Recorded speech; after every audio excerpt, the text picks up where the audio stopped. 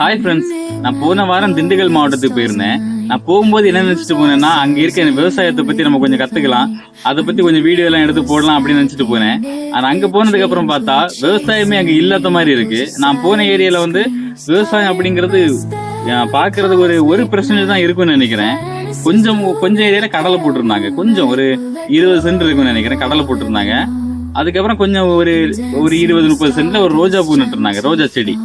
இவ்வளவுதான் அங்க இருக்க விவசாயமா இருக்கு நான் பார்த்த ஏரியால. இதுக்கு முன்னாடி அங்க இருக்கவங்கள்ட்ட கேட்டேன், ஏன் இப்படி இருக்கு, முன்னாடி விவசாயம் இருந்துச்சா அப்படின்னு கேட்டேன். அதுக்கு அவங்க என்ன சொல்றாங்கன்னா, விவசாயம் முன்னாடி நல்லாவே இருந்துச்சு, நெல் அந்த மாதிரி நிறைய விவசாயங்கள் இருந்துச்சு. ஆனா இப்போ எல்லாமே விவசாய நிலங்களை பிளாட் போட்டு வீடு கட்டிட்டாங்க அப்படின்னு சொல்றாங்க. ஆனா பார்க்கும்போது புல் எங்க சுத்தி பார்த்தாலும் விவசாயம் அப்படிங்கிறது திண்டுக்கல் மாவட்டத்துல கம்மியா இருக்க மாதிரி தோணுது. நான் என்னன்னா பேஸ்புக்ல பாத்துருக்கேன், சின்ன பூவன் அப்படின்னு ஒரு பேஸ்புக் சேனல் ஒருத்தர் வச்சிருக்காரு. அவரு என்னன்னா அவரு ஒரு மலை அடிவாரத்துல இருக்காரு, நிறைய விவசாயம் தான். அப்ப நான் நினைச்சேன் திண்டுக்கல் மாவட்டம் இப்படிதான் விவசாய நிலமா தான் இருக்கும் அப்படின்னு நினைச்சேன். ஆனா பார்த்தா அதுக்கு ஆப்போசிட்டா தான் இருந்துச்சு. எங்க ஊர்லயும் பாத்தீங்கன்னா முன்னாடி நெல் இருந்துச்சு, நான் பறக்கிறதுக்கு முன்னாடி எல்லாம் நெல் எல்லாம் இருந்துச்சு, நெல் வயலுக்கெல்லாம். இப்ப நான் நிக்கிறதும் நெல் வயலா இருந்ததுன்னு சொல்றாங்க முன்னாடி காலத்துல, நான் பறக்கிறதுக்கு முன்னாடி. அதுக்கப்புறம் என்னன்னா ரப்பர் வச்சாங்க, அதுக்கப்புறம் தென்னை மரம் வச்சாங்க. அந்த விலைக்கு ஏத்த மாதிரி மாத்திக்கிட்டு இருந்தாங்க. இப்ப மறுபடியும் ரப்பரா தான் இருக்கு. மொத்தத்துல ஒரு விவசாயம் மாதிரியே போயிட்டு இருக்கு. ஆனா அங்கெல்லாம் பாத்தீங்கன்னா விவசாயம் மொத்தத்திலேயே அழிஞ்சு அந்த விவசாய நிலங்கள் எல்லாம் வீடு கட்ட ஆரம்பிச்சிட்டாங்க. கன்னியாகுமரி மாவட்டத்துல நிறைய இடங்கள்ல விவசாய நிலங்கள்ல வீடு கட்டியிருக்காங்க. ஆனாலும் இப்பவும் விவசாயங்கள் நிறைய இருக்கு. ஆனா எங்களுக்கு மேக்சிமம் ரப்பர் விவசாயம், தென்னை மர விவசாயம், வாழை விவசாயம் இந்த மாதிரி தான் போயிட்டு இருக்கு.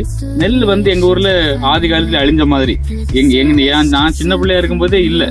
அந்த மாதிரிதான் நான் நெல் எல்லாம் அவ்வளவு பார்த்தது கிடையாது.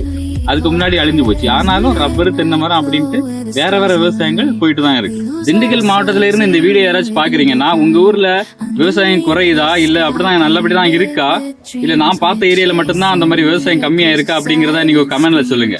இந்த அன்னாசி விவசாயம் எப்படின்னா, ரப்பர் தோட்டத்துக்கு ஊடு பயிரும் இல்ல தென்னந்தோப்புக்கு ஊடு பயிரும் அந்த மாதிரி தான் வச்சுட்டு இருக்கோம். இதுவும் முன்னாடி காலத்துல அவ்வளவு கிடையாது.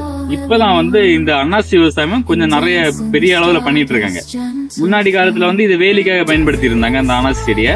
இப்ப ஒரு பெரிய தொழிலாவே நடக்குது. பெரிய அளவு ஏக்கர் கணக்கில எல்லாம் இந்த மாதிரி அன்னாசி செடி போட்டு இருக்காங்க. இனிமேல அன்னாசி விவசாயம் அழியாது, பெருகிட்டே இருக்குமே தவிர குறையாது. ஏன்னா இந்த அன்னாசி செடி அந்த அளவு விவசாயம் அதிகமா இருக்கு.